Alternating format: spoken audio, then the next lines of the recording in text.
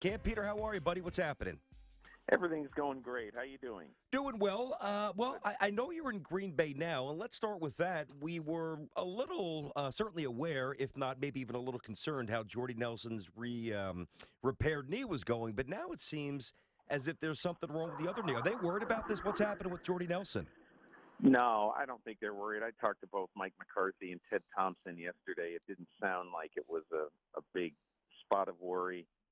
Um, I think that obviously for a guy who was hurt 11 months ago, you expect him to come into training camp fully ready to go. He's not, but nobody here seems to be very concerned about it, and they think he'll be ready to play the opener. Yeah, I think so. And as long as they have their quarterback, Aaron Rodgers, healthy, they'll be fine. In other quarterback news, I think you're going a little bit later this week out to New England. And the big question is, what is Jimmy Garoppolo going to provide in Tom Brady's stead? What do we think preseason, what he's going to be able to do?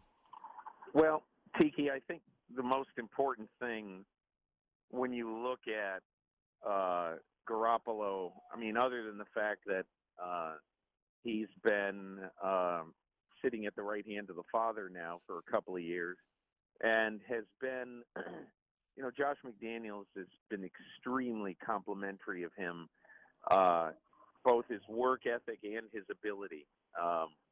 So, look, the good thing for New England is, even without Brady, they got 3 of 4 at home when Brady will be missing. And not only that, those 3 games, they're probably going to be favored in all 3, even with Garoppolo. Buffalo, Miami, and Houston. Now, being favored is not that big a deal, but they could have a killer schedule. The only killer game among those 4 is at Arizona to start. Tom Brady could have lost that game as well as Jimmy Garoppolo. And I'm not saying that he would have or that Garoppolo will lose, but I think the schedule gives them quite an advantage going into the Garoppolo era.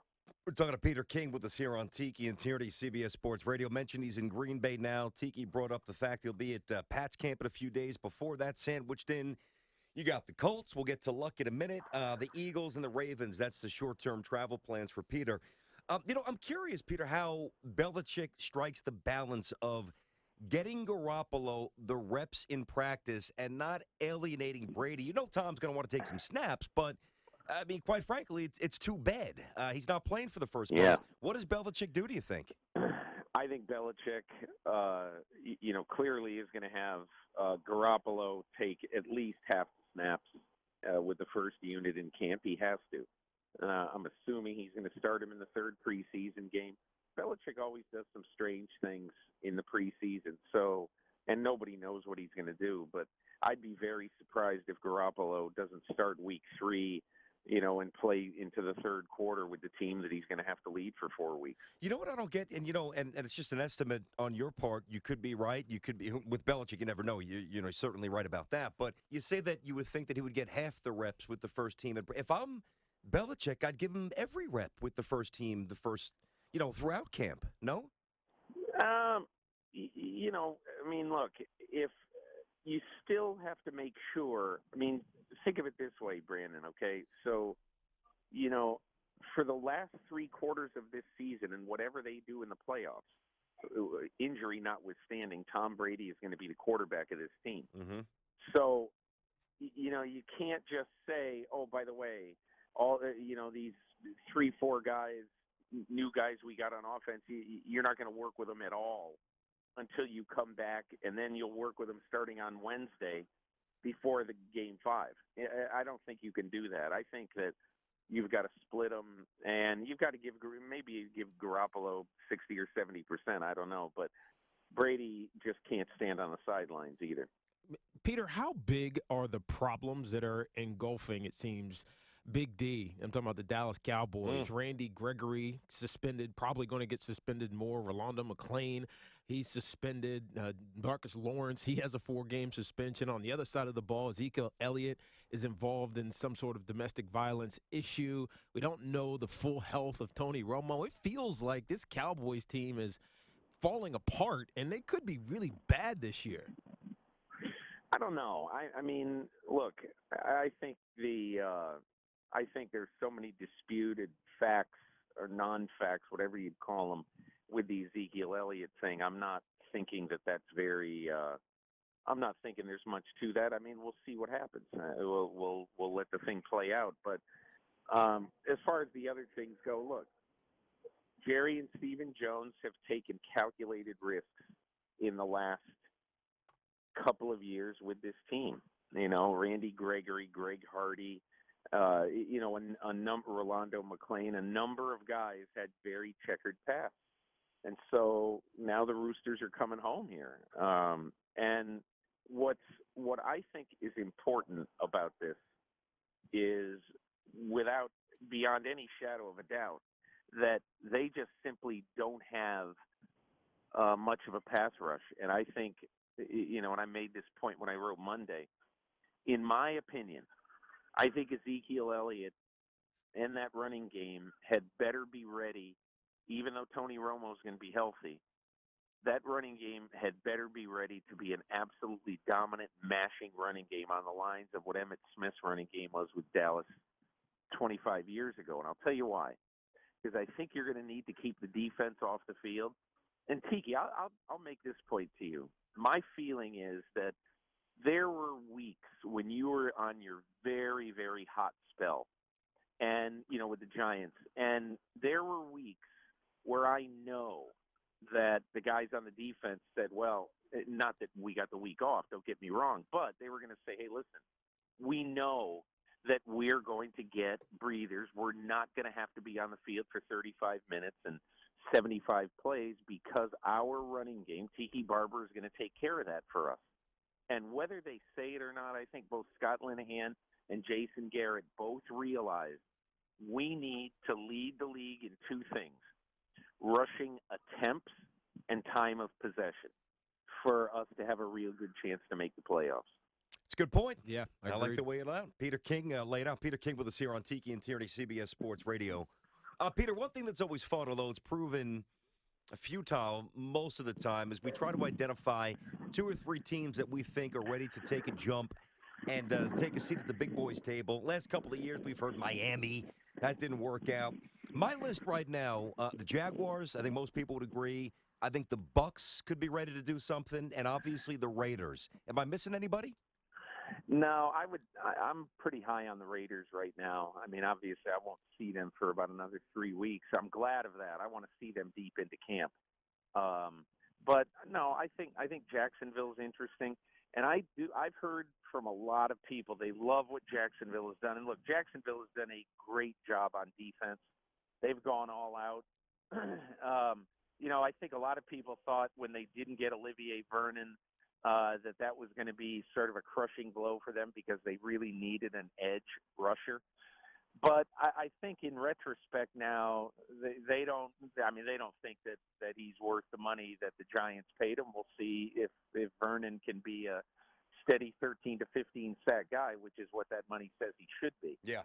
But I think they've done a lot of good things on defense. But again, it will come down to Blake Bortles. Now, Blake Bortles spent a lot of time this offseason with Tom House, the former Major League pitcher and now quarterback guru down in Southern California.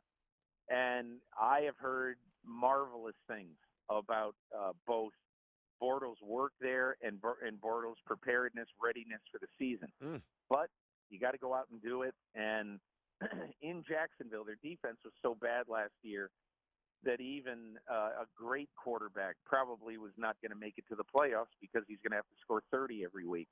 But I think their defense puts them in a little bit better position this year to be competitive. You know, staying in the AFC South, how concerned are we about J.J. Watt's back? It's interesting, Tiki. I think he is driven to play opening day. And obviously, I mean, right now it's basically 7 weeks away, and I think there's a lot of question marks inside that organization about whether he can make it. But I do think that Bill O'Brien is not going to sacrifice. J.J. Watt is not going to be able to talk his way into these games. Now, last year, at the end of the year, in retrospect, I think Houston might have sat him some at the end of the year because his back was killing him. And so, but this year, they are convinced we'd rather have a healthy J.J. Watt for 13 weeks than a guy who, is not fully ready in week one. Because if you re-aggravate a back, then you're dealing with that the whole year. So to Peter King with us here on Tiki and Tierney, CBS Sports Radio. You know, Peter, when you mentioned the Giants earlier and Olivier Vernon and the revamped defense, or at least the money that they spent on defense, and Jerry Reese has got to be feeling the pressure after 4 years of missing the playoffs. Ben McAdoo, I don't have a sense of him. I don't think a lot of people do. Yeah. Obviously, their offense is led by Eli. He's fantastic. Their scheme is going to be great offensively. I don't even know what to think about the Giants this year. What are your thoughts I don't either. on them? I think that's a great point. I mean, Ben McAdoo is going to be roaming the sidelines, and people are going to be looking on TV. And I said, "Is that the Giants coach or an insurance salesman from East Rutherford?"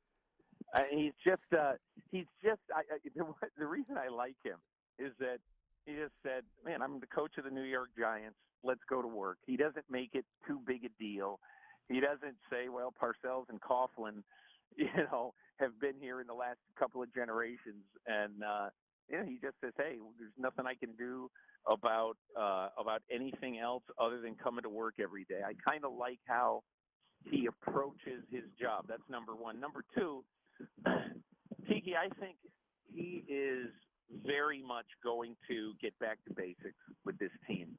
I think that he is convinced that the only way, Mike McCarthy was telling me this yesterday too, that the only way you take advantage of a great quarterback really is to give him a great running game.